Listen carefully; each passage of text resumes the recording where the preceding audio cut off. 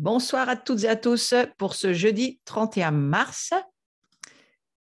Et nous allons commencer ce cours sur la gloire, en tous les cas, commencer la deuxième partie, puisque nous avons terminé une première partie sur la gloire de Dieu proprement dite. Donc, si vous prenez ce cours en route et que vous arrivez pour la première fois, ce qui est possible pour quelques personnes, sachez qu'il y a déjà donc toute une première partie qui a été traitée sur la gloire de Dieu.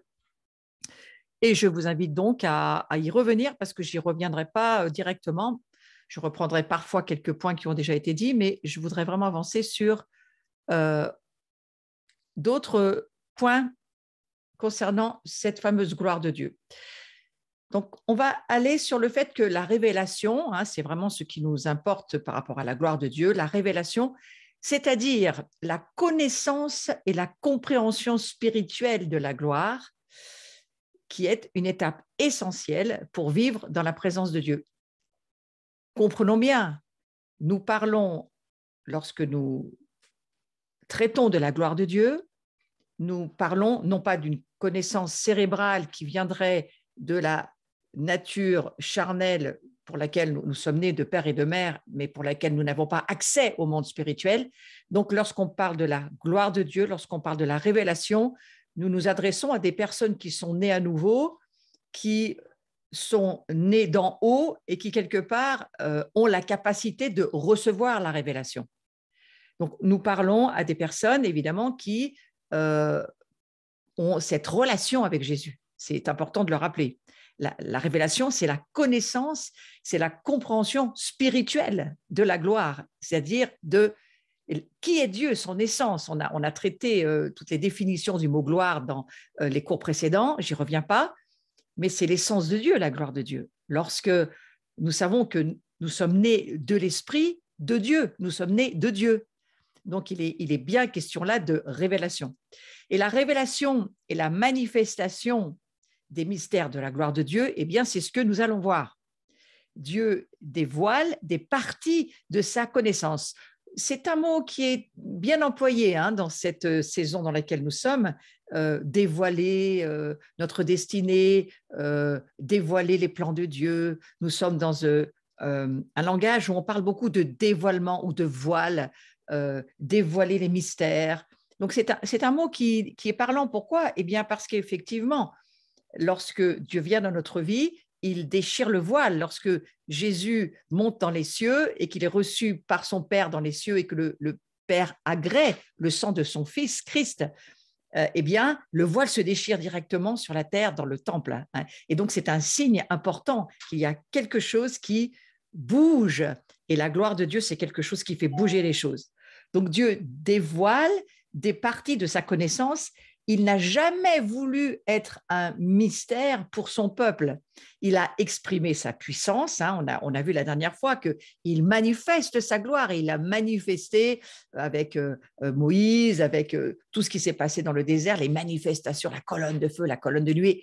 La manifestation de la gloire de Dieu, c'était quelque chose de tangible. Et puis, je l'ai dit la dernière fois, la plus grande manifestation de gloire qu'on ait jamais vue, au fond, eh bien, c'est la résurrection de Jésus. Et certains l'ont vu en vrai. Ils ont vraiment vu en vrai, le ressuscité en vrai. Moi, je me dis qu'il fallait qu'ils se prennent le pouls pour ne pas tomber dans les pommes, je suppose, parce que ça doit quand même être assez lourd de voir en vrai un mort ressuscité. Voilà, ça doit quand même faire un choc. Donc, il est clair que Dieu est un Dieu d'extravagance, moi je le redis, il aime, Hollywood n'a rien inventé, moi je pense que Dieu a commencé bien avant à faire ses films avec ses éclairs, son tonnerre sur la montagne et tout ce on lit dans l'écriture, si on fait un peu marcher notre imagination, c'est très intéressant. On a un Dieu qui aime le cinéma, les scénarios, si vous lisez les guerres de la conquête de Canaan, c'est impressionnant. Moi je crois qu'il y a déjà eu d'ailleurs de grands films qui ont été faits, bien sûr. Alors, Dieu, il dévoile des parties de lui, de la connaissance de sa gloire. Et je redis qu'il n'a jamais voulu être un mystère. Ce qui crée ce mystère, c'est la coupure de la relation que l'humanité a dû subir à cause du péché. Il y a eu cette fracture et donc cette perte de la connaissance spirituelle. C'est pour ça que nous devons naître de nouveau. C'est pour retrouver une connaissance spirituelle, que notre esprit reprenne vie, la régénération de notre esprit. Nous sommes un esprit lorsque nous naissons bébés, mais notre esprit n'est pas vivant. Il est séparé de la relation avec Dieu. Mais notre vie est toujours sous contrôle de Dieu parce que Dieu veille sur nous et qu'il va absolument tout faire pour qu'on puisse le rencontrer. Ça, c'est tout le travail du Saint-Esprit.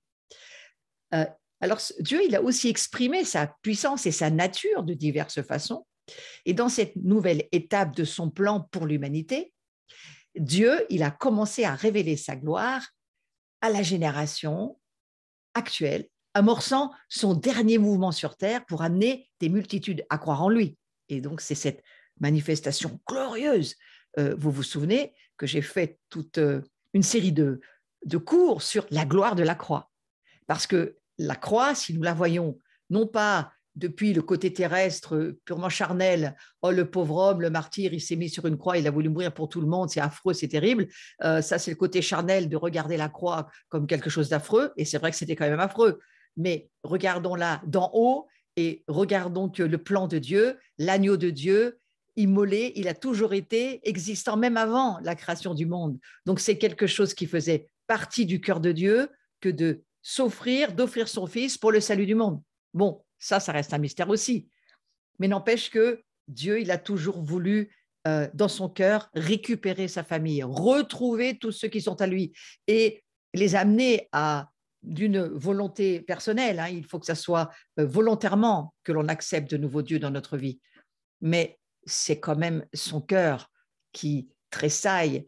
Je prêchais hier soir à Parole de Vie, d'ailleurs, il y en a qui en font partie, là, je vous dis bonjour en passant, eh bien, voilà, je ressentais combien Dieu était, mais amoureux de nous, quoi, et qu'il a vraiment ce désir que nous soyons sa maison. C'est quand même un grand mystère. Tout le monde ne l'a pas forcément compris, même encore aujourd'hui. Beaucoup de personnes pensent que Dieu, il est dans un bâtiment qui s'appelle l'Église, un bâtiment, puis on y va de temps en temps, puis on ressort. Mais comprendre que nous sommes la maison de Dieu, ça demande de la révélation. En plus que nous sommes appelés à porter sa gloire, encore plus de révélation. Et donc, voilà, son dernier mouvement sur terre, il a été très puissant. Il est très puissant toujours au travers de Jésus. Et les prophètes de la Bible, ils ont mentionné notre génération, la génération que nous sommes. Et on va le lire dans 1 Pierre, chapitre 1, verset 10, et vous allez le voir sur le visuel. Ce salut a fait l'objet des recherches et des investigations des prophètes. J'aime bien ce mot investigation. Vous savez, ça fait penser à Sherlock Holmes, tous ces détectives qui cherchent et qui font des investigations. D'ailleurs, il y a des émissions télé qui s'appellent Investigation, où ils cherchent vraiment à trouver les clés des choses. Eh bien, les prophètes, c'est ce qu'ils faisaient. Ils ont cherché, ils ont fait des recherches comme des détectives privés. Ils ont fait des investigations. Donc, des prophètes qui ont annoncé d'avance la grâce qui vous était destinée, c'est-à-dire c'est à nous que cela s'adresse. Nous sommes ceux à qui étaient et sont toujours destinés ces fameuses investigations et recherches que les prophètes ont fait dans l'Ancien Testament. Et regardez ce qui est écrit ensuite. Ils cherchaient à découvrir à quelle époque. On est toujours comme ça, nous les humains. Hein. Il y a quelque chose qui est annoncé, il y a une prophétie qui est donnée, il y a quelque chose qui est écrit, on veut savoir quand, c'est quand que ça va se passer. Hein. Et c'est pour qui? Et c'est bien normal, parce qu'on est fait avec ce cœur-là de curiosité pour savoir. Eh bien, les prophètes, ils étaient comme ça. Ils cherchaient à découvrir à quelle époque et à quel événement se rapportaient les indications données par l'Esprit du Christ. Alors là, c'est Pierre qui parle, hein, bien sûr. Et dans l'ancien temps, l'ancienne alliance, les prophètes, eh bien, ils ont parlé de la part de Dieu et ils ont, je pense, aussi cherché à savoir que ce qu'ils racontaient, eh bien, qu'est-ce que ça voulait vraiment dire? Parce que vous savez, quand vous écoutez Jérémie, vous écoutez même, j'en parlais hier soir, le petit prophète Agé, Ésaïe, ces prophètes incroyables. Eh bien, il y a vraiment quelque part besoin de recherche et d'investigation parce qu'il parlait de la part de Dieu. Mais je pense qu'ensuite, il se posait quand même plein de questions de ce qu'il venait de dire. Et donc, cet esprit était en eux. Voilà ce que nous dit 1 Pierre 1,10. Cet esprit était en eux et annonçait à l'avance les souffrances du Messie. Mais pas seulement. la gloire dont elle serait suivie. Donc, on peut voir ici que les souffrances du Messie, nous aussi, nous allons vivre des souffrances, mais les souffrances que nous allons traverser, il y a un « et ». Parce qu'au-delà des souffrances que nous traversons, eh bien, il y a une gloire qui va suivre. Et vous savez, la gloire est toujours précédée d'une forme de mort, d'une forme de persécution, d'une forme de souffrance. Mais c'est aussi quelque chose que Jésus avait compris. Et vous savez, Jésus avait totalement laissé sa gloire dans les cieux. Il était parfaitement homme sur la terre, rempli de l'Esprit Saint, c'est clair, mais parfaitement homme. Donc, ce que Jésus a vécu, nous le vivons aussi. Et au verset 12, il leur fut révélé que le message dont ils étaient chargés n'était pas pour eux, mais pour vous, c'est-à-dire nous. Combien c'est intéressant. C'est pour ça qu'on peut bien se dire que tout ce que Dieu a dit, Ésaïe, Jérémie, Zacharie, tous les prophètes, c'est pour nous. Donc il faut aller chercher cette révélation que Dieu a déclarée au travers des prophètes, mais ça n'était pas pour eux, c'était donc bien pour nous. Donc la révélation, c'est-à-dire la connaissance et la compréhension spirituelle de la gloire, c'est une étape essentielle pour vivre dans la présence de Dieu. Nous avons besoin de révélation. Notre maison remplie de la présence de Dieu, elle doit être remplie pas seulement de la présence de Dieu, mais si de toute façon il y a la présence de Dieu, il y a quoi? Eh bien, il y a la pensée de Dieu, la connaissance de Dieu qui doit vivre en nous. Et c'est toutes ces révélations qui nous amènent à grandir, à laisser Dieu construire sa maison en nous, à nous laisser être remplis de la révélation pour que notre maison puisse prendre de la gloire de Dieu encore plus. Qui le fait? Le Saint-Esprit. Qui se laisse faire? Nous. Ces révélations, elles ont été écrites pour nous. Vous le lisez. J'espère que dans votre Bible, vous entourez le « pour vous » de 1 Pierre 1,10. Pour vous. Prenez votre Bible, prenez un fluo et soulignez. C'est pour nous. La gloire qui va suivre les souffrances de Christ, c'est pour nous. Et les prophètes, ils l'ont compris. C'est pour ça que bien souvent, ils écrivent dans leurs textes ou dans les paroles, les prophéties qu'ils donnent, en ce jour-là, c'est-à-dire ce jour où ça va arriver, ce jour où ça va venir, et ça s'adresse à nous. Ça serait quand même dommage qu'on ne soit pas au courant. Donc, cette révélation, c'est-à-dire cette connaissance spirituelle, l'âge à venir, on est déjà en train d'expérimenter une partie de la connaissance de l'âge à venir. On a les arts de l'esprit, on a une partie de l'esprit, chacun on a un petit bout, quelques gouttes de ce que Dieu va, en rassemblant et en assemblant tout le monde, manifester d'une plus grande plénitude. C'est pourquoi Jean 17 ou les épîtres de Paul nous disent « Nous sommes assis avec Christ. Nous sommes appelés à être un ». C'est le « nous » qui est très important parce que je crois que le Seigneur n'a pas prévu de donner tout à une seule et même personne. Et c'est heureux parce que je crois que l'homme étant ainsi fait, là, j'aurais du souci pour cette personne si elle devait tout contenir en elle-même. Mais ce n'est pas du tout la pensée de Dieu. La pensée de Dieu, c'est de partager qui il est en plusieurs. Et c'est comme cela que nous pouvons nous appeler le corps du Messie. Mais nous sommes plusieurs en faisant un seul et même corps, un seul et même cœur, une seule et même âme. Et ce n'est pas ni une confession, dénomination, ni une autre qui peuvent être la vérité qu'est Jésus. Non, le corps du Messie, il contient tous les croyants qui croient en Jésus-Christ. Donc c'est extraordinaire. Et tout le monde n'a pas la même culture, le même culte, la même façon de faire. Mais l'important, c'est de savoir si on a tous le même Dieu, le même Fils et le même Saint-Esprit. Et c'est cela qui nous met en un seul et même corps. Donc, on doit apprendre à recevoir et à évoluer dans la révélation, l'exprimer, cette révélation. Et vous savez, cette révélation, vous grandissez comme moi, vous êtes sur votre chemin, chacun. Et d'ailleurs, j'ai donné mon témoignage cet après-midi à 1h.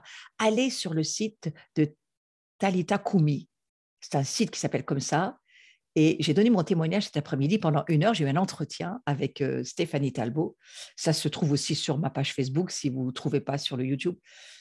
Et c'était très intéressant parce qu'au fond, je lui ai raconté une partie des révélations qui m'ont amené à être qui je suis aujourd'hui.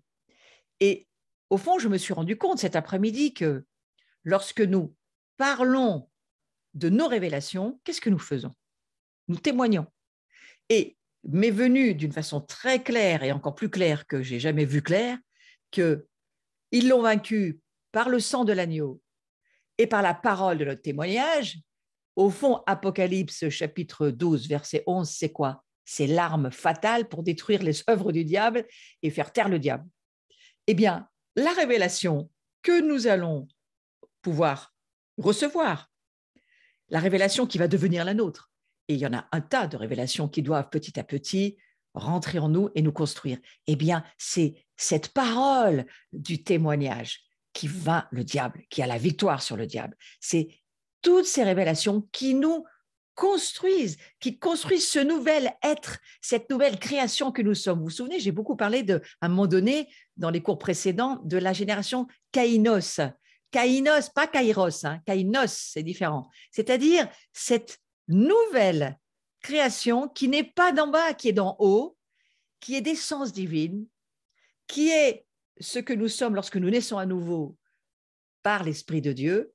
Et alors que nous sommes remplis de l'Esprit de Dieu, eh bien, nous devenons ce que Christ est et nous apprenons à le voir, à marcher dedans, à grandir. C'est toute notre histoire de qui nous sommes.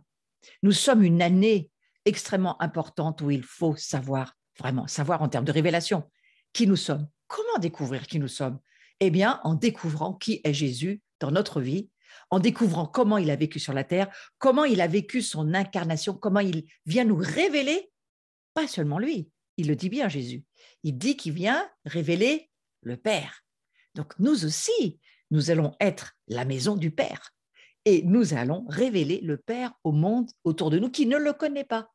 Et nous allons bien sûr le faire alors que nous lisons la parole de Dieu, que les révélations vont se manifester de plus en plus, les mystères vont se dévoiler, on va voir par l'action puissante du Saint-Esprit en nous de plus en plus de territoires qui nous étaient inconnus, qui vont devenir plus connus pour nous. On va apprendre à vivre avec l'Esprit. Ça s'appelle marcher par l'Esprit, nous laisser conduire par le Saint-Esprit, sachant que les réalités sont dans l'invisible et pas dans le visible, alors que nous allons voir par la foi, au travers de la parole de Dieu, nous allons rentrer au travers de la parole de Dieu c'est comme une porte, un portail dans l'invisible, dans les cieux, et nous y rentrons exactement comme Mary Poppins. Vous savez, elle saute dans l'image, et ça y est, l'image prend vie, elle rentre dedans. Ou comme dans Narnia, la même chose. Il passe l'armoire, dans le film de Narnia, il passe l'armoire, les enfants passent l'armoire, et tout à coup, ils entrent dans un univers, mais le vrai univers, c'est celui-ci. C'est celui dont il est question dans la parole de Dieu, et c'est celui qui nous dit qu'il est rempli, cet univers de révélations qui nous attendent. Il est rempli de toutes les promesses de Dieu. Il est rempli de tout ce que Dieu nous dit qu'il a gagné pour nous. Un jour, je ferai un cours sur, après la gloire, hein, un cours sur comment rentrer dans notre héritage les promesses de Dieu. Parce que notre héritage, c'est quoi? C'est tout ce que Dieu nous a promis. Autant Josué, c'était de prendre du territoire sur la terre de Canaan. Hein, autant pour nous, la terre de Canaan, ça se transforme en terre des promesses. Toutes les promesses que Dieu nous a déjà faites dans la parole de Dieu, il les a déjà données, c'est au passé composé, eh bien ces promesses-là, elles sont pour nous, sauf que c'est comme pour Josué. Il ne s'est pas arrêté au bord du Jourdain en disant, bon, ça y est, maintenant, voilà, tout ça c'est à nous, et maintenant, eh bien, asseyons-nous et attendons que nous puissions jouir du pays. Il a vu que ce n'était pas tout à fait ça. Qu'est-ce que Jéricho s'est dressé face à lui? Cette ville de Jéricho est impossible de la prendre, hein, c'était très compliqué. Il a fallu qu'il revienne vers Dieu, qu'il redemande à Dieu qu'est-ce qu'il fallait faire. Et puis ensuite, la bataille de Haï, les combats arrivaient, ça y est, il fallait se battre pour avoir le territoire.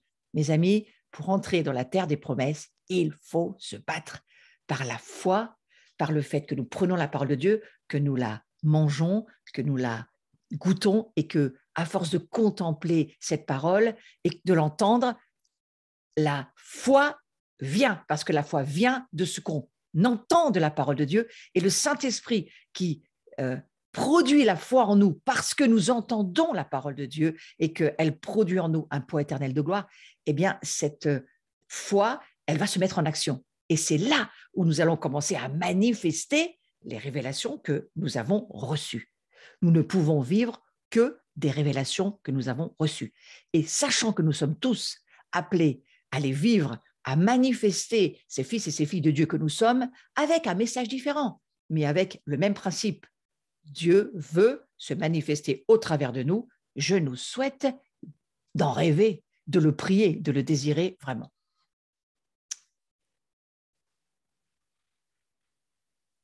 Alors, nous devons apprendre, bien sûr, à exprimer qui nous sommes. Et écoutez, on commence avec ce qu'on sait faire. Commencez par prier sur un petit rhume, par exemple, le vôtre déjà, personne ne viendra vous critiquer. Et puis, commencez à regarder que ça va marcher. Hein. Demandez, eh bien, que ça ne dure pas une semaine, mais que ça ne dure que 2 jours. Allez avec la foi que vous avez. Faites les pas de foi qui sont les vôtres. On ne peut pas tous marcher de la même manière, on n'a pas le même âge, on n'a pas les mêmes révélations, mais on a tous le train qui a démarré, Jésus a ouvert la porte, et nous, on passe derrière, et Jésus dira, allez, guérissez les malades. Il n'a jamais dit qui. Ça peut être vous, ça peut être les autres. Ensuite, il a dit, délivrez les captifs. Ben, commencez par vous. S'il y a des domaines de captivité chez vous, allez-y, commencez à chasser les démons de vos vies, vous verrez, ils s'en iront, et ensuite, vous aurez de la foi pour faire ceux des autres. Commencez par ce que votre foi vous permet de faire. Et puis ensuite, eh bien, c'est comme toute chose, plus vous le faites, plus vous savez faire, mieux ça marche, et mieux Dieu va vous employer à son service, parce qu'en fait, lui, Dieu, il embauche. Hein, il n'est pas en train il n'y a pas de chômage technique avec Dieu. Hein. Il a déjà pas assez d'ouvriers. Il dit, priez pour, pas les malades, c'est pas ce qu'il dit au début. Il dit, priez pour les ouvriers. Il n'y a pas d'ouvriers dans la moisson. Et la moisson, elle est là, et il n'y a personne pour faire le travail. Alors, je crois qu'on a un employeur qui embauche facilement, et il n'est pas du tout compliqué. Hein. Il n'y a pas de faculté de 5e année de théologie pour être embauché. C'est si votre pouls fonctionne, vous êtes bon pour y aller. Hein, c'est la seule chose qu'il faut, rester vivant. Mais il faut apprendre à exprimer les guérisons, les signes. Laissez Dieu faire des miracles au travers de vous. Les miracles, ça ne vous regarde pas, c'est Dieu qui les fait. La chose qu'il vous demande, c'est parler sa parole, parler de lui, témoigner, parce que je crois que c'est surtout ça aujourd'hui qu'il faut faire. Racontez votre vie aux autres. Dites-leur les trucs bizarres qui vous arrivent et que c'est Dieu qui le fait, et vous verrez, les miracles arriveront. Essayez pas de faire des trucs compliqués. Vous n'avez pas besoin d'avoir des grands listings de théologie pour parler à vos voisins. Mais à vos voisins, il faut raconter ce que vous vivez. Et au travers de là, Dieu va faire ses miracles. Dieu va passer au travers des choses. Il attend que ça. Et manifester la puissance de Dieu, eh bien, je crois que c'est le but ultime de notre vie. C'est laisser. Vous recevrez une puissance, le Saint-Esprit. Laissez le Saint-Esprit passer au travers de vous, parce que c'est cela que Dieu souhaite. C'est ce qu'il désire.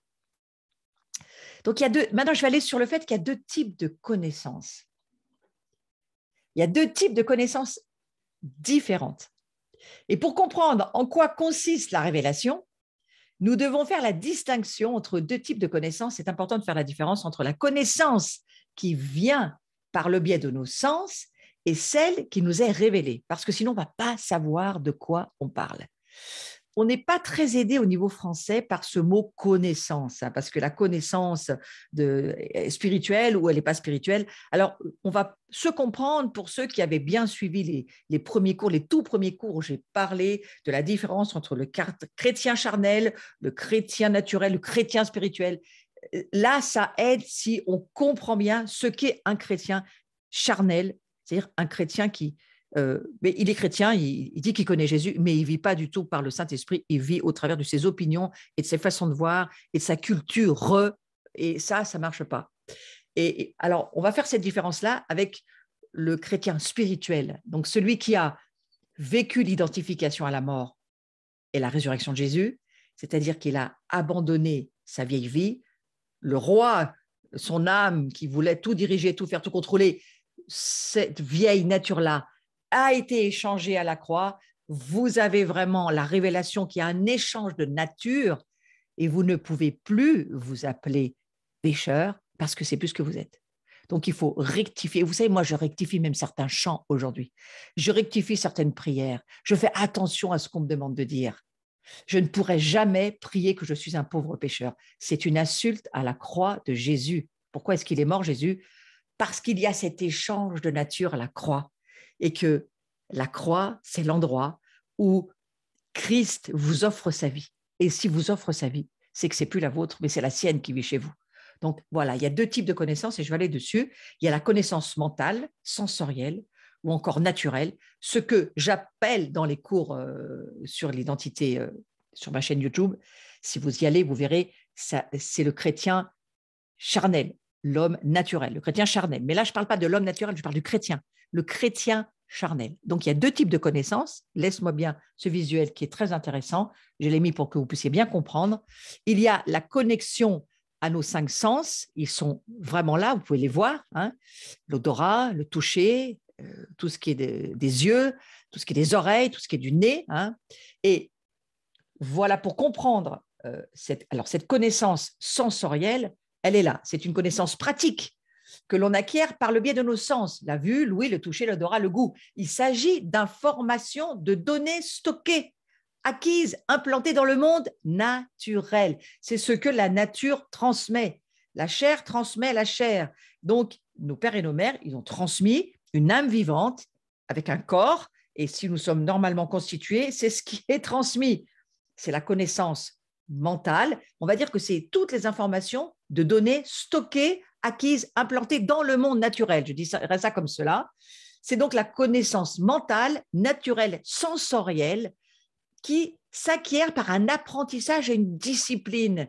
Et vous savez, on peut discipliner nos enfants, on peut essayer en tous les cas, si on a la foi que ça peut arriver, on peut essayer de discipliner. Et ça, bien entendu qu'on peut se discipliner, c'est important. Le raisonnement, ça en est souvent la conséquence. Et les personnes pensent ainsi, je crois dans ce que je vois, j'entends, et je crois dans ce que j'entends, ouais. Ce que je ressens, je crois dans ce que je peux toucher, je crois dans ce que je peux goûter ou sentir. On appelle ça les sens, la nature sensorielle. Mais ces personnes-là, souvent, elles ont du mal à croire en ce qu'elles ne voient pas, en ce qu'elles ne ressentent pas, en ce qu'elles ne peuvent pas toucher, en ce qu'elles ne… Voilà, vous comprenez, c'est… Attention, parce qu'il y a ce domaine de la connaissance mentale, sensorielle ou encore naturelle, il faut bien le caser quelque part. Et puis, on ne peut pas connaître Dieu seulement avec des données sensorielles. Ces données sensorielles, elles nous sont utiles, mais elles sont serviteurs de l'esprit qui est en nous. Et donc, jusqu'à ce que nous soyons nés de l'esprit et que notre esprit soit vivant, eh bien, nous ne pouvons pas connaître le monde spirituel. Donc, il y a, même si ces informations sont vitales pour nous permettre de vivre, et bien entendu, elles le sont, hein, dans la dimension naturelle de la vie de la Terre. Dieu a créé la Terre, il s'y manifeste. Et bien qu'il n'appartient pas à cette dimension, Dieu, il est bien au-delà. Et donc, il va y avoir la connaissance révélée, la connaissance spirituelle, ce que nous appelons la révélation, qui est une autre dimension de la connaissance. Donc, comprenons bien qu'il y a deux types de connaissances. Et lorsque vous allez parler avec des personnes, lorsque vous allez discuter avec des voisins, peut-être même parfois des chrétiens, vous devez arriver à saisir, est-ce que ces personnes-là vous parlent sur le domaine de la connaissance mentale, sensorielle, naturelle? Parce qu'attention, on peut prophétiser en disant que c'est Dieu qui parle, alors que c'est une connaissance mentale, sensorielle, naturelle. Non, c'est juste vous qui le voyez dans le monde visible, mais ce n'est pas forcément ce que Dieu est en train de vouloir dire ou de faire comprendre. Et puis, il y a la connaissance révélée. Et c'est celle-ci qui est très intéressante pour nous et pour laquelle il nous faut grandir et apprendre à fonctionner dedans, parce que cette connaissance révélée, la révélation, eh bien, c'est le fonctionnement de Dieu. Dieu est esprit et lui, il fonctionne par la révélation.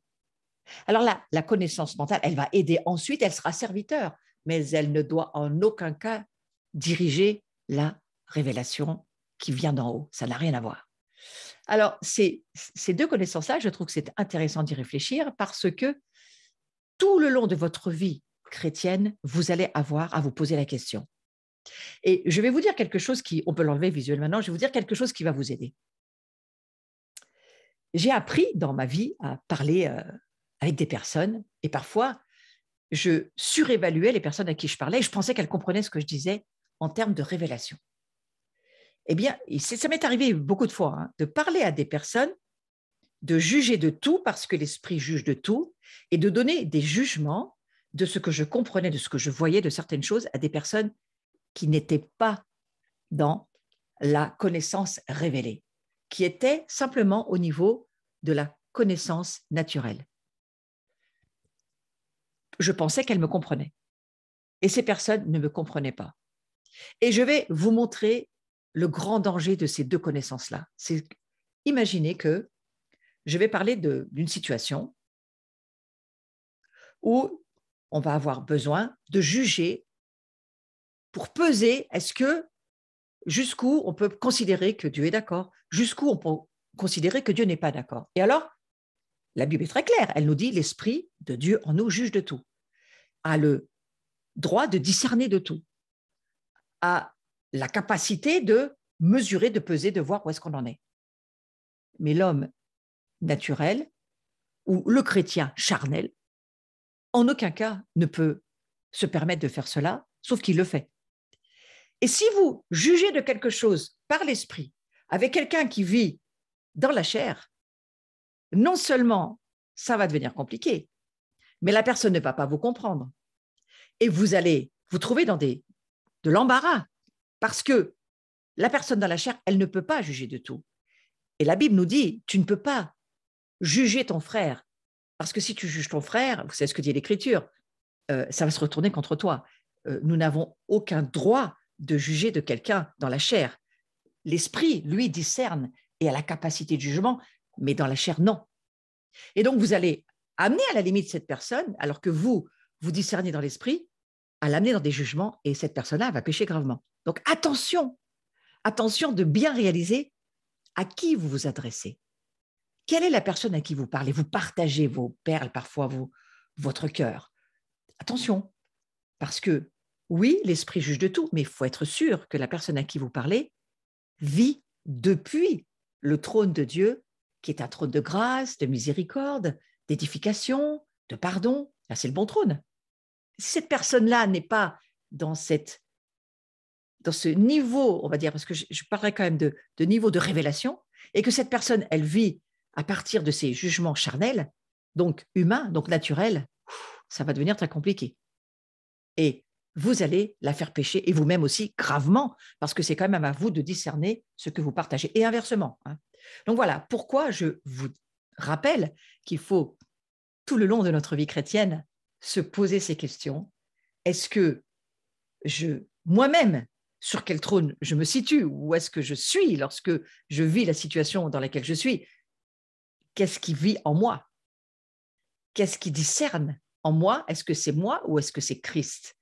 Est-ce que c'est le jugement de Dieu en termes de discernement, je parle de discernement là, ou pas? Ou est-ce que ce sont les pensées de Dieu ou est-ce que ce sont mes pensées? Et là, il faut revenir à toute la formation et le cours de disciples sur qui suis-je, un esprit qui a une âme qui vit dans un corps. Est-ce que c'est l'esprit de Dieu en moi? Est-ce que c'est mon âme qui fait le travail, qui contrôle tout? Où est-ce que j'en suis? Alors, allons voir maintenant Romains, chapitre 16, versets 25-26. À celui qui peut vous affermir selon mon évangile, toujours Paul qui parle, et la prédication de Jésus-Christ, conformément à la révélation du mystère caché pendant des siècles, mais maintenant manifesté maintenant par les écrits des prophètes, d'après l'ordre du Dieu éternel, et porté à la connaissance de toutes les nations, afin qu'elles obéissent à la foi. On va s'arrêter un petit moment sur ce verset. Voyez-vous, il y a une connaissance qui est révélée, qui vient directement ou indirectement du Saint-Esprit. Mais regardez ce que Paul nous dit. On peut être affermi dans notre prédication, dans la prédication qu'il a aussi donnée de Jésus-Christ. Paul il dit conformément à la révélation du mystère caché. Il y a un mystère caché pendant des siècles. Ce mystère, il a été caché. Mais de quoi on parle? De quel mystère on parle? Je crois qu'il est question de la venue de Jésus.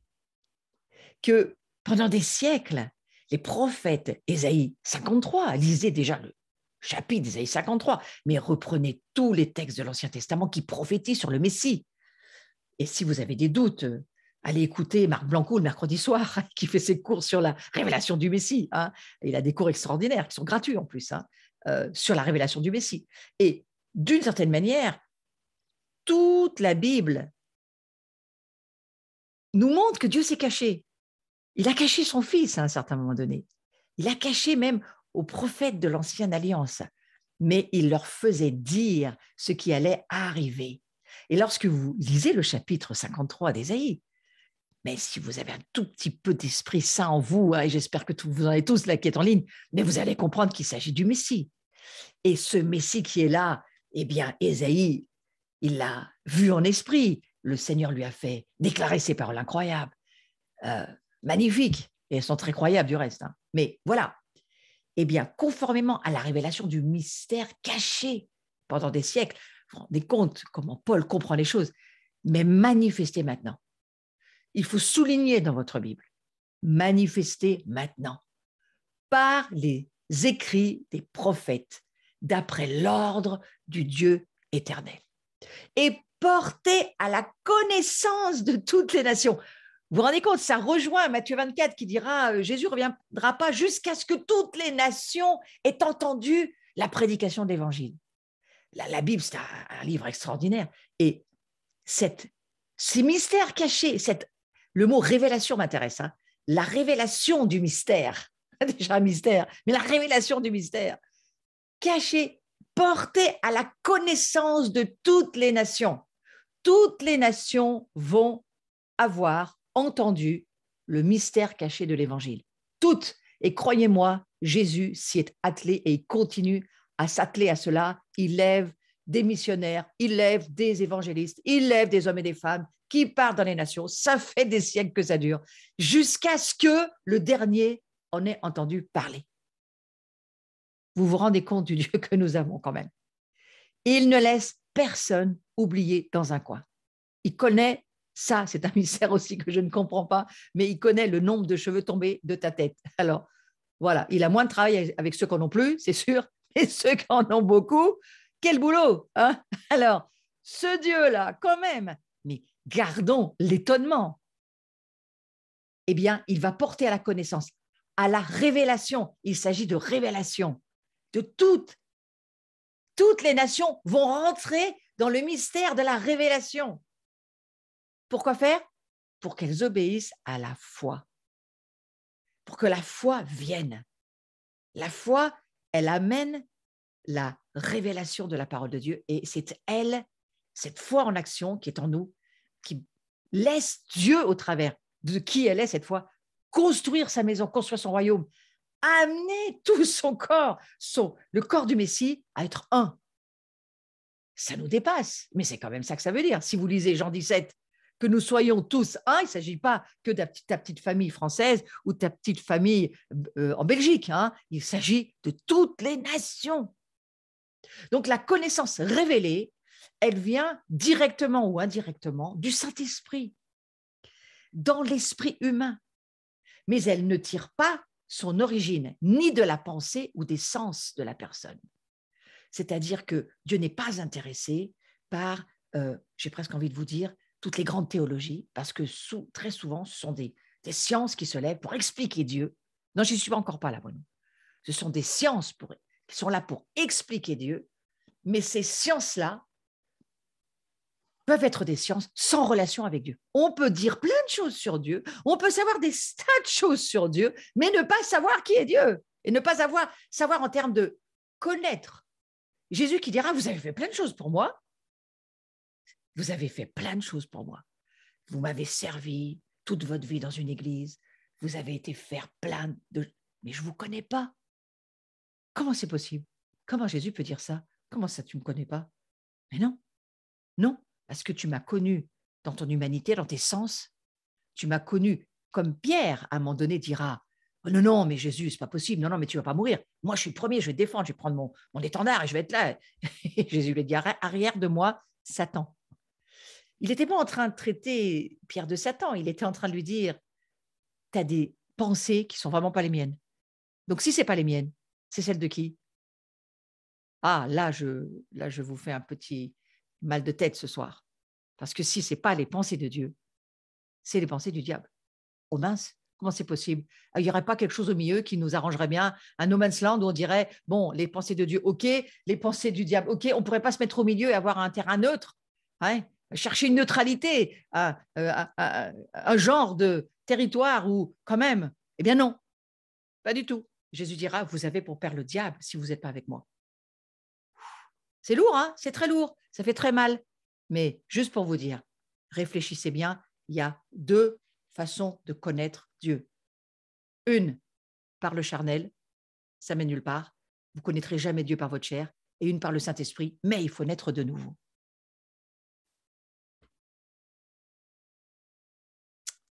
Alors maintenant, je vais venir sur mon visuel. Le terme révélation, qu'est-ce que ça veut dire? C'est intéressant de le lire en grec. Apocalypsis. Oh, ça ne vous rappelle pas quelque chose?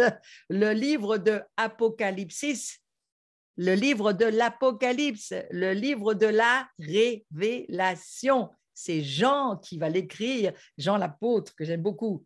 Je vous invite à la maison de Jean au mois de juillet. Venez en présentiel ou branchez-vous si vous n'avez pas les moyens de venir en vrai, voilà, mais branchez-vous et venez vivre les temps de ce livre de l'Apocalypse, c'est le livre de la révélation. Et ça veut dire révéler.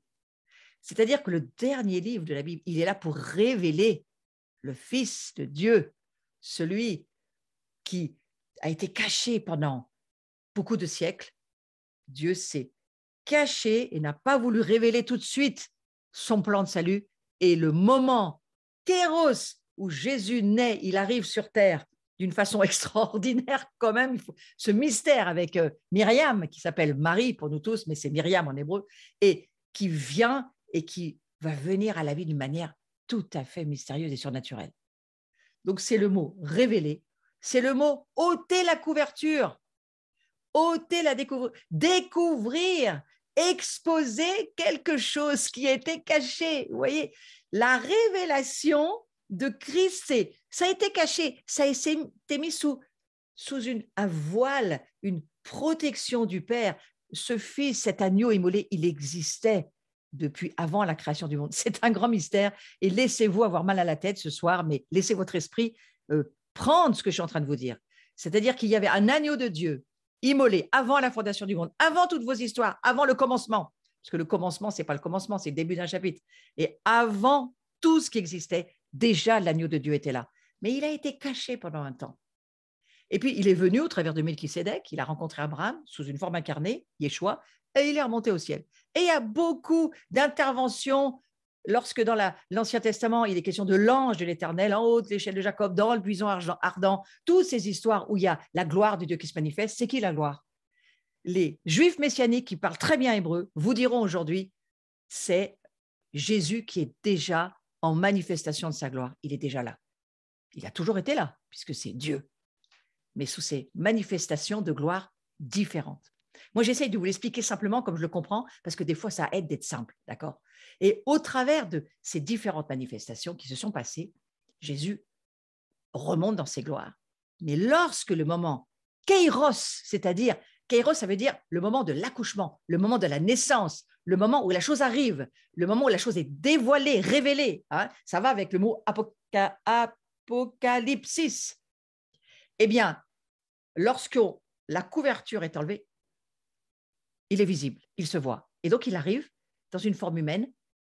Ce n'est pas la première fois qu'il vient, mais il vient là, d'une manière qui vient pour sauver le monde. Ça, c'est la première fois qu'il vient, sous cette forme-là. Comme un bébé dans la crèche. Mais comment il revient? Eh bien, lisez l'Apocalypse. Et vous allez voir, dans les premiers chapitres du livre de la Révélation, il se révèle et c'est plus du tout le petit bébé dans la crèche. C'est un roi glorieux, c'est un chef des armées, et il a du feu dans ses yeux, et il a un revêtement glorieux. Il faut lire ce passage de l'Apocalypse. Et c'est là où on se rend compte que lorsque nous lisons la parole de Dieu, demandez au Saint-Esprit, Saint-Esprit, révèle-moi, là maintenant, révèle-moi qui est Jésus, Yeshua, le Messie, qui il est maintenant dans les cieux. Eh bien, c'est à la fois ce grand sacrificateur qui s'appelle Melchisédek, mais c'est à la fois ce grand chef des armées, magnifique, glorieux, une épée dans la bouche, sur son cheval, qui revient. Et il va revenir de cette manière-là. Comment comprendre cela dans la chair? C'est impossible. C'est un Walt Disney, on n'y croit pas. Mais si l'Esprit de Dieu est en vous et que vous demandez au Saint-Esprit, révèle-moi la réalité éternelle de qui est le Messie, il va le faire. Il va le faire. Et là, nous parlons d'une connaissance révélée. Il faut passer par la parole de Dieu, par la foi qui nous est donnée quand la parole de Dieu est révélée, elle amène de la foi, de croire ce que vos yeux ne peuvent pas voir, eh bien vous le croyez, comme plus vrai que ce que vous voyez. C'est ça la foi. Commencez à croire ce que vos yeux naturels ne peuvent pas voir, mais vos yeux spirituels le voient vraiment. Et plus vous allez voir le Messie, plus vous allez voir qui vous êtes, plus vous allez être étonné de ce que Dieu a prévu pour vous. Je peux vous l'assurer. Donc, c'est cette exposition. Et nous aussi, regardez, lorsque nous naissons, je vais dire quelque chose que je n'ai jamais dit, mais je le vois pendant que je vous parle, alors je vais le dire. Lorsque nous naissons de père et de mère charnels. Nous naissons comme Jésus est né, lui d'accord. La différence, c'est que son père, c'est Dieu. Est-ce que Dieu est notre père dans notre chair? Non, on a un vrai père. Et on peut dire, mon père, ou même si vous ne l'avez jamais vu, vous savez que vous avez un vrai père dans la chair. Mais on est caché dans cette chair jusqu'à ce que nous naissions d'en haut par une semence incorruptible. Exactement comme le Père Dieu a mis une semence dans les entrailles de Marie. Je l'appelais Marie parce que Myriam, on risque de ne pas comprendre pour la plupart de ceux qui vont me revoir, même en replay, mais Myriam ou Marie, c'est la même chose. Et cette semence, Dieu le Père vient la mettre dans les entrailles de Marie qui va dire oui, qui va accepter. C'est incroyable mystère. Mais lorsque nous naissons d'en haut, qu'est-ce qui se passe? La même chose. Vous êtes dans votre corps de chair, vous êtes un esprit, mais qui n'est pas vivant, mais qui est là quand même, mais pas vivant. Il n'est pas vivant, il est spirituellement mort. Et puis, vous avez une âme qui dirige tout et un corps qui suit. À partir du moment où Dieu vient se proposer à vous, la semence incorruptible, le Saint-Esprit, qui entend votre oui, je veux donner ma vie, qui je suis, à Dieu. Exactement comme pour Marie quand elle a dit oui, il y a une semence incorruptible qui est venue. Peut-être vous n'avez pas compris le film que vous avez vécu, mais c'est comme ça que vous avez vécu. Et je vous l'explique le plus simplement possible. Le Père a donné la semence à l'Esprit Saint et il lui a dit, tu peux, comment on dirait ça? Tu peux l'inséminer, on dirait ça comme ça? Ça serait valable? Pourquoi pas? J'ai un mari biologiste à droite, je regarde, il me dit, ça va. Tu peux le mettre comme une insémination dans cette personne-là qui nous veut. Et qu'est-ce qui se passe? Ton esprit vient à la vie. Ton esprit est régénéré. Et là, tu deviens ce que Dieu dit que tu es. Une semence incorruptible.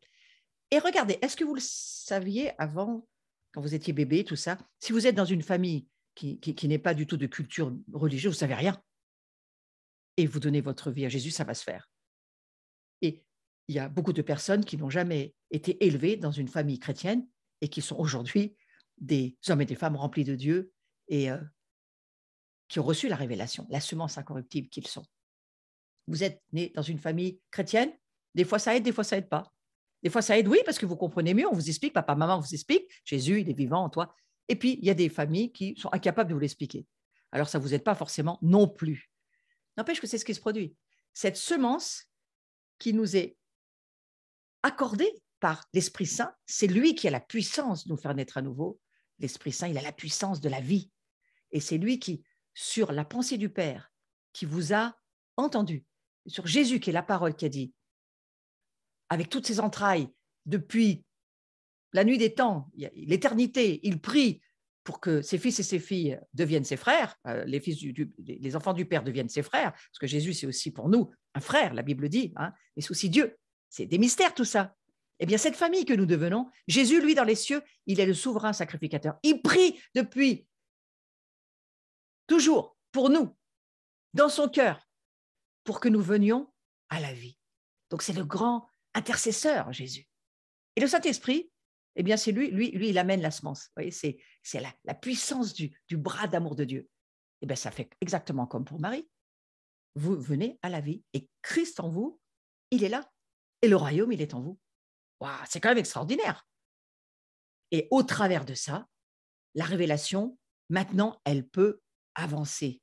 parce que vous avez le téléchargement, je vais vous le dire comme ça, c'est plus facile à comprendre aujourd'hui avec les histoires de téléchargement. Vous avez la Wi-Fi et vous avez les téléchargements à disposition. La Bible est un grand livre à télécharger. Et les révélations, elles viennent par les téléchargements que vous cherchez au travers de la parole de Dieu, de ce que vous entendez, que Dieu vous dit, quelle que soit la manière dont il vous parle. Moi, j'ai eu des téléchargements parfois en regardant The Chosen. J'ai eu des téléchargements incroyables en regardant cette application. Il n'y a pas que le livre qui nous permet des téléchargements. Parfois un film, parfois une situation, quelque chose qui vous parle, l'Esprit Saint en vous. Et tac, vous avez un téléchargement qui descend et vous grandissez, la gloire prend du poids. La grâce se transforme en gloire au bout d'un moment. Voyez. Donc, c'est extraordinaire quand même de se dire cela. Et la connaissance révélée, elle vient directement du Saint-Esprit dans l'esprit humain. Donc, c'est merveilleux de se dire, mais je fais partie du plan de Dieu et je fais partie de ceux et de celles qui peuvent maintenant avoir toute la liberté de laisser l'Esprit Saint me télécharger tout ce qu'il veut. Moi, parfois, j'écoute une émission sur YouTube où je suis dans l'adoration dans ma communauté et j'ai des téléchargements incroyables. Hier soir encore, nous dansions dans cette communauté de Parole de Vie et tout à coup, je comprends que je suis dans une des salles des demeures de Dieu, du royaume de Dieu, une des salles sur la mer de cristal, une des salles qui font partie du royaume. Je ne suis pas sur la terre. Je suis en train de me rendre compte qu'il y a des salles de danse dans les cieux. J'avais déjà vécu ça dans ma communauté, d'autres manières, mais hier soir, c'était encore autre chose. C'était encore autre chose que ce que j'avais déjà vu. Nous avons accès, au-delà de notre humanité, à un monde que nous ne connaissons pas et qu'il faut découvrir. Et la nouvelle personne, la nouvelle créature que nous sommes, elle est appelée à ça. N'attendez pas sur cette terre la perfection, vous ne l'aurez jamais. Ce monde est déchu, ce monde actuel. Dieu vient sauver son royaume, il vient sauver ceux qui sont à lui, il vient sauver toute sa famille, mais il y a un moment donné, il y aura une nouvelle terre, il y aura des nouveaux cieux, c'est un grand mystère, mais vous comprenez bien que dans la situation actuelle, c'est plus facile à comprendre. Les douleurs, avant que le royaume arrive, sont là, les contractions sont là, les créatures que nous sommes, nous aussi, nous souffrons des douleurs, mais la création aussi. Regardez tout ce qui se passe au niveau écologique.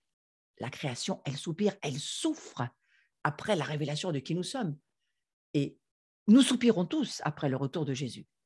L'important, aujourd'hui, je crois, c'est de savoir, de découvrir, parce que c'est l'année de la maison, c'est l'année du bête, du 2 5782, cette année hébraïque où Dieu nous dit c'est l'heure, c'est maintenant, découvrez-moi, mais découvrez-vous, comprenez qui vous êtes, parce que c'est maintenant.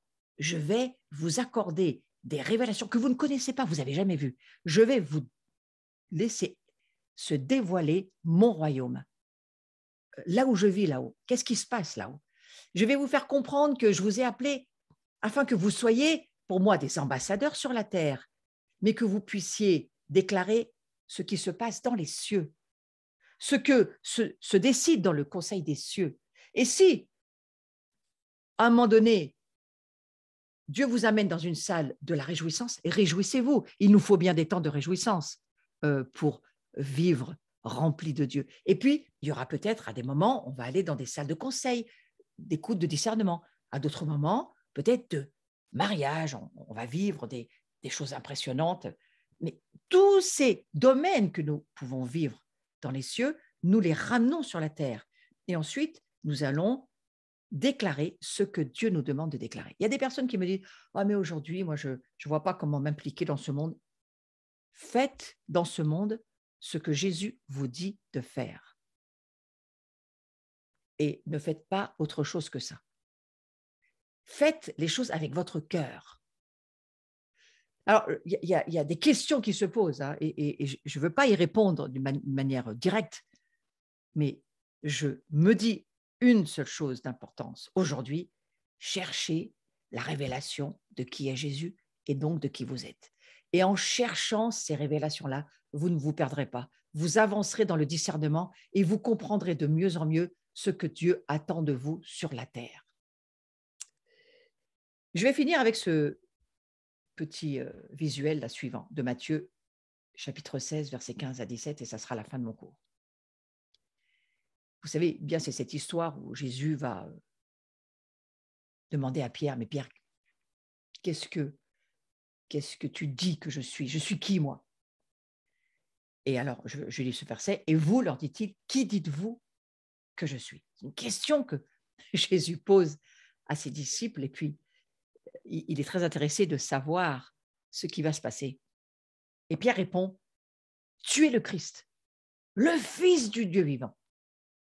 Et Jésus, reprenant la parole, lui dit, tu es heureux, Simon, fils de Jonas, parce que ce ne sont pas la chair et le sang qui t'ont révélé cela, mais mon Père qui est dans les cieux.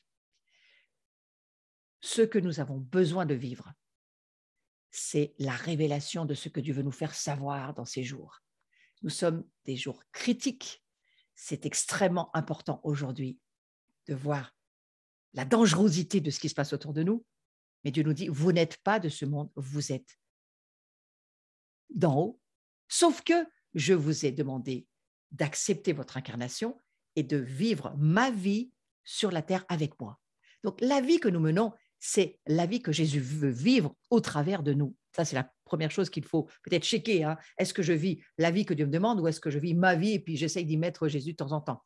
Moi, je propose à chacun de se remettre devant le Seigneur et de dire, Seigneur, montre-moi la vie que tu veux pour moi, là, à cet instant T, et que je puisse me réaligner et rentrer dans tes projets et tes plans.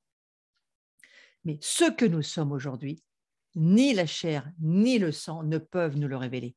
Le seul qui peut nous le révéler, c'est l'Esprit Saint. Et vous voyez, eh bien Pierre, il a reçu un téléchargement en direct parce qu'il ne savait absolument pas ce qu'il était en train de dire.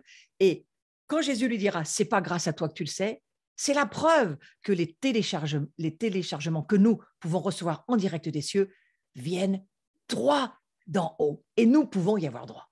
Donc, je prie pour vous ce soir que vous puissiez recevoir des téléchargements en direct des cieux et que vous puissiez voir de plus en plus et de mieux en mieux qui est Jésus, qui est le Messie, qui vous êtes et ce qu'il vous demande de faire. Et on ne peut pas acquérir cette connaissance par l'apprentissage ou en l'étudiant, en faisant des recherches, des investigations. Non, la révélation, c'est un fragment du téléchargement divin. C'est un fragment de la connaissance divine. La personne qui la reçoit, elle l'ignorait totalement la seconde d'avant. Pierre, il n'avait aucune idée de ce qu'il allait dire. Il a simplement ouvert sa bouche et Dieu l'a rempli de la révélation. Et c'est ce qu'il manque le plus dans l'Église au jour d'aujourd'hui. C'est de désirer recevoir, de faire le travail pour être disponible et prêt à recevoir le téléchargement des cieux, les révélations qu'il nous faut pour voir le royaume de Dieu arriver. Et la révélation, je le redis, c'est un fragment de la connaissance divine. Ça n'a rien à voir avec aller à l'école, apprendre, faire une formation de disciple. Il faut le faire. Je crois qu'il faut travailler à avoir des bases de données, de connaissances. Mais l'important, ce n'est pas d'avoir de la connaissance cérébrale, c'est que la connaissance que nous cherchons dans la parole de Dieu se transforme en révélation. Il faut une transformation de la révélation de ce que la parole de Dieu nous dit, passer le portail et entrer dans la réalité, que ça devienne une réalité pour nous, et c'est la foi qui le fait. La foi vient de ce qu'on entend de la parole de Dieu révélée, pas le livre qu'on lit comme ça, comme un livre d'images, révélé. Il y a besoin de révélation. Et la personne qui la reçoit, je le redis, comme Pierre, la révélation, elle l'ignorait totalement la minute d'avant. Elle se manifeste en une seconde. Et regardez, c'est quoi une parole de connaissance? Vous parlez avec quelqu'un et tout à coup, tac, il y a un téléchargement. Ton père avait tel âge, à telle époque, il lui arrivait ça, nanana. Une parole de connaissance, c'est ça. Une parole de sagesse. Le don des guérisons, c'est quoi? Des guérisons. Tout à coup, se télécharge, sois guéri. Ce n'est pas de la relation d'aide à essayer de comprendre pendant des heures qu'est-ce qui t'est arrivé et par le raisonnement humain, essayer d'avoir une psychologie pour trouver où sont tes problèmes. Bon, pour moi, ça n'existe pas, ça. C'est une connaissance charnelle. Ça peut aider à comprendre des choses, mais il n'y aura jamais la puissance que contient la révélation que nous recevons pour pouvoir transformer, laisser Dieu au travers de nous. Dieu va transformer ce monde par la révélation. Et c'est lui qui le fait, ce n'est pas nous. Donc, la chose que Dieu nous demande, et je vais terminer avec cela, passez du temps avec Dieu. Passez du temps dans la prière.